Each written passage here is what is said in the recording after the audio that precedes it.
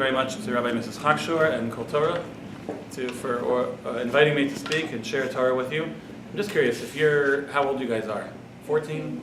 15? 16? 18? 25? No? Okay. Okay, so if I use a word that you're not familiar with, just interrupt me and say, Rabbi Stewart, what does that mean? Okay? If I'm going too quickly, you can also interrupt me. I have no idea what your names are, okay, and I apologize for that. This is the first time I'm meeting, I think, any of you. And let's go right into it. So the question that Mrs. Hakshur asked me to speak about was Torah Shebal Peh, the oral Torah. What is this all about? Why do we have this? Where does it come from? How do we know that it's legit? Maybe the rabbis just made stuff up. How do you know? Maybe the rabbis have an agenda. Right? Do these questions sound familiar? Are they interesting to you? They are. Okay. Raise your hand if you said no. Nobody said no. Okay, good. All right, so first of all, we have to identify a little bit of history. If you look at the beginning of the handout, this shiur is almost a self-guided shiur with this handout. But obviously, I'm going to guide you through it. Okay. If you look at the beginning of if you look at the first page of the handout, the top sheet there, it says Asia Minor, Mesopotamia. Raise your hand if you're familiar with those terms from high school or middle school. Sounds familiar, right? Right, because at the time that the Talmud was written by the people that wrote it, so that's where they lived. On the left side is Jerusalem, or Israel, and the Mediterranean Sea, which is, I guess, towards the east, and then, or towards the west rather, and then towards the east side, where it says Arabia on the bottom, which is today Saudi Arabia and United Arab Emirates, etc. And if we go up, it says Pumbedita, Naharda, Sura, Baghdad, Mechuzah.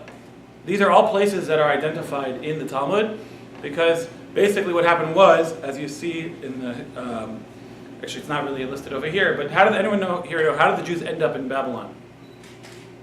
Babylonia, Bavel. Persia, how many of you are from Persia originally, your families? How did your families get there? Anyone know? Where'd they come from originally? Originally they came from Israel, didn't they? And then the temple was destroyed. Sound familiar at all? Okay, the temple was destroyed. And Nebuchadnezzar, I think his name was, he was the king of Bavel. He took the Jews and he brought them where? Well, sort of. It wasn't really Persia yet. Okay, there's a guy named Achashverosh. Everyone here knows who Achashverosh was? Achashverosh was the one who defeated Nebuchadnezzar. And then, you know how there's like world empires, like the Egyptian Empire, the Roman Empire, the Greek Empire, right? So at one point there was the Babylonian Empire. The Babylonian Empire was defeated by the Persian Empire. Okay, and there were Jews. Anyone here ever hear of a city called Hamadan? Where's that? Anyone here from there? Okay. Anybody? How about a city called Shush or Shosh? How do you say it? Shushan. They say, but it's not called Shushan. Shush, right? No one's from there. No one's from there. Okay. But these are places that we identify in the Talmud speaks about these places, right? That's where the story of Mordechai and Esther took place. When did the story of Mordechai and Esther take place? During the 70 years between the first Beit HaMikdash and the second Beit HaMikdash. The 70 years of exile between the two temples. Guess what? Most of the Jews stayed.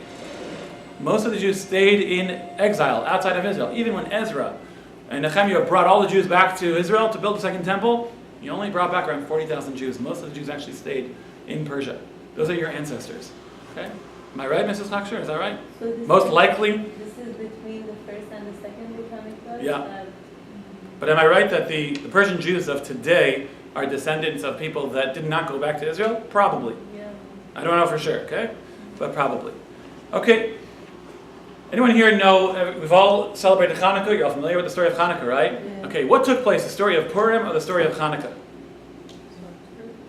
The story of Purim took way, way before, right? Purim is Mordechai and Esther. Esther is part of Tanakh. Okay, before we talk about the oral Torah, we have to talk about the written Torah. What's included in the written Torah? The Chumash, right? Bereshit, Shemot, Vayikra, Bamidbar, Dvarim. In English, you know you say those things? You do? Genesis, Exodus, Leviticus, Numbers, Deuteronomy, meaningless words to us, right? But those are the 5 books of the Torah, the 5 books of Moshe. The 5 books of the Moshe are followed up by the 19 books of Tanakh. I think there's 24 altogether. So you've heard of the book of Esther, the book of Ruth, the book of Shir HaShirim, which Sephardic men have a custom to recite it on Friday night. I don't know if you ever go to a synagogue on Friday nights, but maybe you'll see that it happens then, right? Anyone, you all go to public school? All have gone to public school? Okay. So if you were to go, let's say, to Benos Devora or to Eula or to any of the other schools, you would learn Shemuel, you would learn Malachim, you would learn Yirmiyahu, you would learn various prophets, okay? That's all part of what's called the Torah Shebektav, the written Torah. The 613 mitzvot that God gave us are all found in the 5 books of the Torah. Have I told you anything new yet? Okay. I don't know how much you guys know, don't know yet? Okay, so we're going to move quickly through it. The oral Torah, in a sense, as we'll see, at least the authors of the oral Torah, the ones that told us what the oral Torah says, so they lived later. So take a look, number 1, 2 eras. Tanoim, which are the rabbis of the Mishnah, and Amoraim, or the rabbis of the Talmud or the Gemara. So if you look 100 before the Common Era to the year 200 of the Common Era, 200 of the Common Era to 500 of the Common Era, the Common Era being 2017 years ago beginning, right? So we're talking about 2017 and 200 years ago is when the authors of the Mishnah wrote down the Mishnah. So if you take a look, let's say at the bookshelves over there, so you've got Mishnah, you've got Talmud. I don't want to talk about what is Mishnah and what is Talmud. That's not for now. We only have 25 minutes, so we don't have time for that right now, but you're welcome to ask Rabbi and Mrs. Chaksher later. They'll fill you in if you're curious about it, okay? But just in terms of understanding a little bit of a timeline, so 165 years before the Common Era was the Maccabean Revolt, also known as the story of Maccabee, right? Maccabee stands for Michamocha Ba'elam Hashem. You guys all heard of the Maccabee sports stuff, right? Which holiday is related to the Maccabean Revolt? Hanukkah, right. So that happened 164 years before the Common Era. Then you have 100 years of independent Hashmonae rule. The Romans conquered Jerusalem in 63 years before the Common Era. This temple was destroyed in year 70 of the Common Era. And then, in the year 226 of the Common Era, King Ardashir, who apparently was Persian, he conquered Babylonia from the Parthians. Okay, then they went back, okay, to the Second Temple, and during the Second Temple is when the oral Torah really flourished. Okay, so we have a sage timeline, which is very, very important. And I think before we do the sage timeline, what I would like to do is go to page 6 for a moment, okay? Just to give you a sense of what is the oral Torah. So look at page 6 of your handout. It's the last and final page of your handout. Aryeh Kaplan is a prolific. Anyone here go to UCLA? Are you guys in UCLA yet? No? Okay, there's a rabbi named Aryeh Kaplan who lives down the street here. He's a rabbi at UCLA, amazing guy. But he's not the author of this book. There's another famous rabbi. He wrote many, many books. His name was Aryeh Kaplan. So he writes, the written Torah cannot be understood without the oral tradition. If anything, the oral Torah is more important, the more important of the two. In English, can anyone tell me that in their own words? I want to make sure you guys are awake. It's second lecture already. It's hard to stay awake, right? Tell me what it says in your own words. Raise your hand. Just the top paragraph. You can tell me your name also once you're at it. I'm not going to put anybody on the spot. Read the first 2 sentences right on the page. 1 sentence. So you can tell to me in your own words.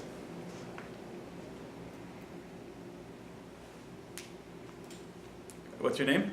Chloe. Chloe, go for it. That the oral Torah helps understand the written Torah, and that's why, like, it goes when you read the Torah orally and stuff. You can explain more of the Torah than the written does. Kind of. Depth. So kind of. First thing we have to do is define our terms. Whenever you have a conversation with anybody, okay, the first thing you have to do is define your terminology, which means make sure you're speaking the same language. Okay?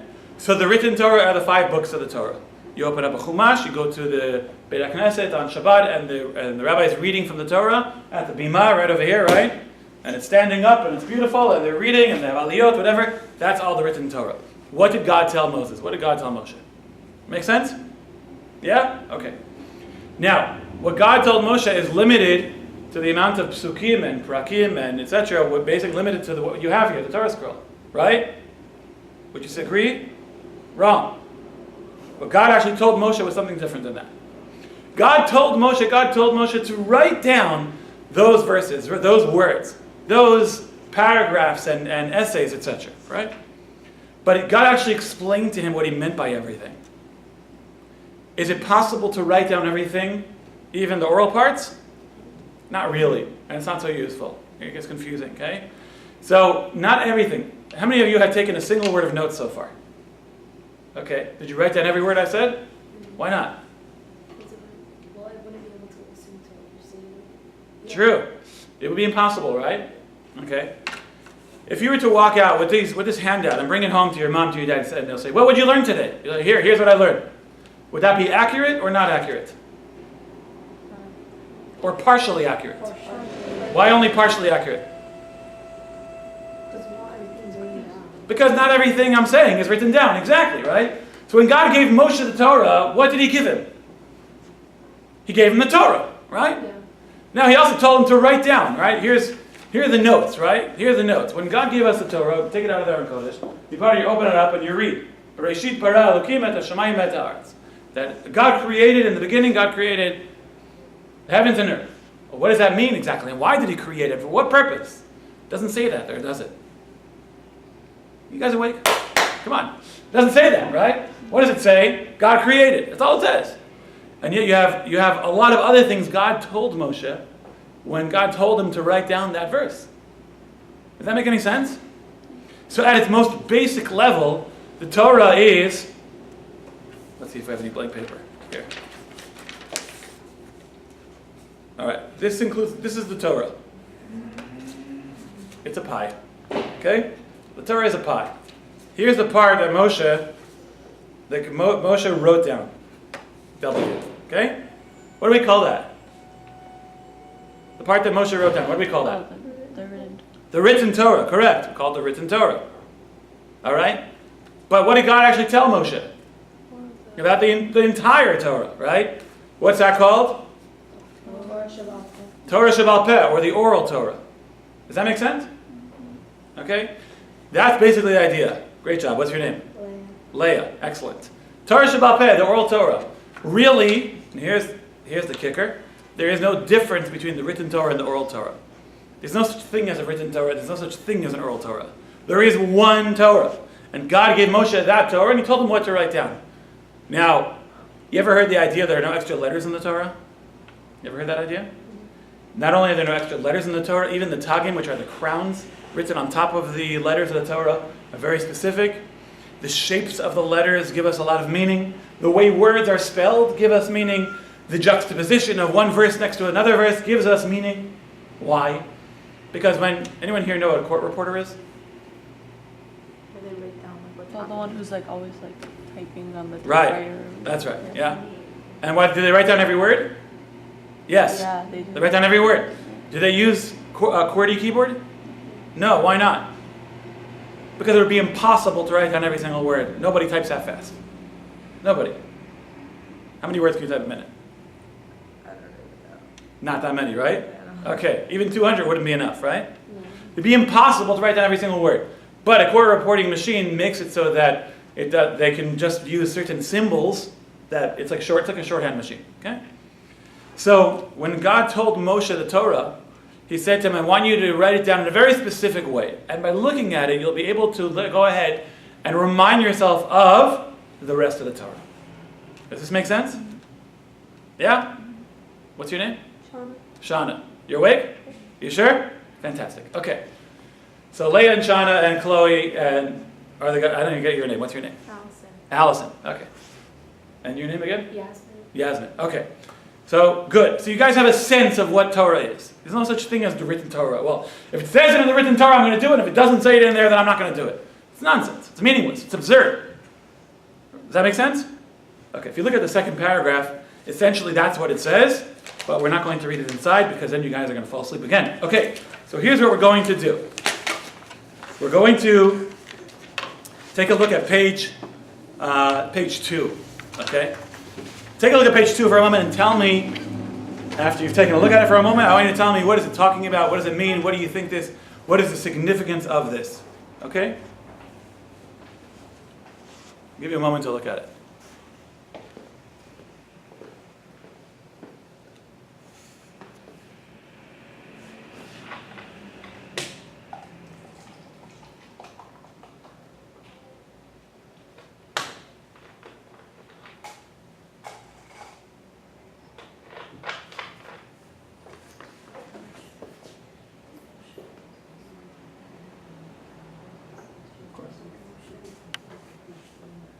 Sure.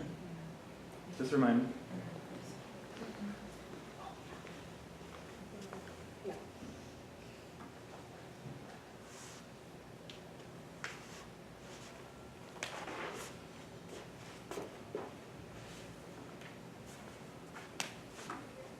Okay, raise your hand if you have any idea what this thing is. Any clue? Yasmin? What Moshe? You see, I just want to say, I'm taking the water off of this. Why? Because really this is only for the Torah, right? So I'd rather not put water where the Torah goes. It's like kavod, special honor for the Torah, that only the Torah goes on there, right? Okay, so Yasmin, what are you saying? What? It's kind of hard to read. I apologize for that. It's like what Moshe was told from God to write down. Okay. So not exactly. Okay. Directly from Sinai to you. The following list details a chain of the Mesorah. Mesorah means tradition, meaning that which, exactly like you said, that which God taught Moshe. Okay? To you, from Rabbi to Talmud, from the teacher to the student, directly from God on Har Sinai, Mount Sinai, to Moshe Rabbeinu to you.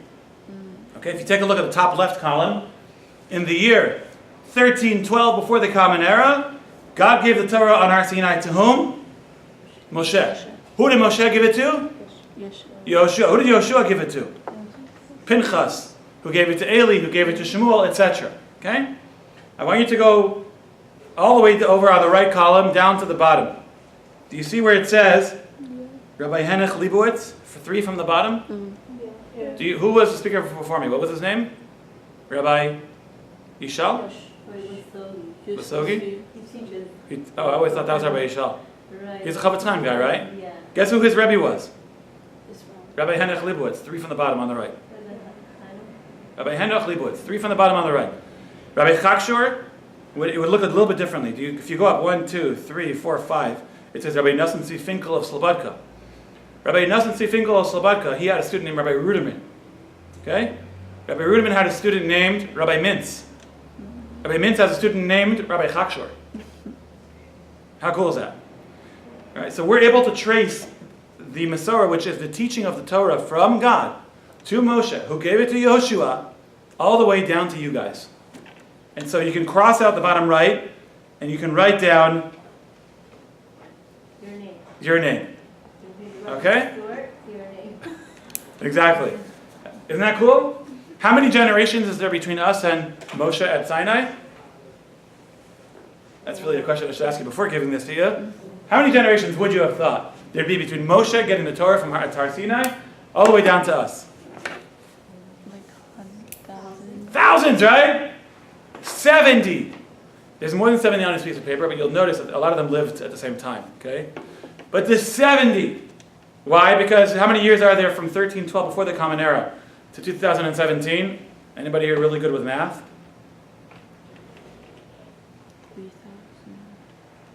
3,329. Okay? 3,329. How many years are there in a generation from when you go from teacher to student? Usually a generation is 20, 25 years, right? But from teacher to student, it could be 60, 70 years. So if you take 3,329 and you divide it by, give me a number. Well, if a number you think is fair. 50, 60, let's say 50, okay?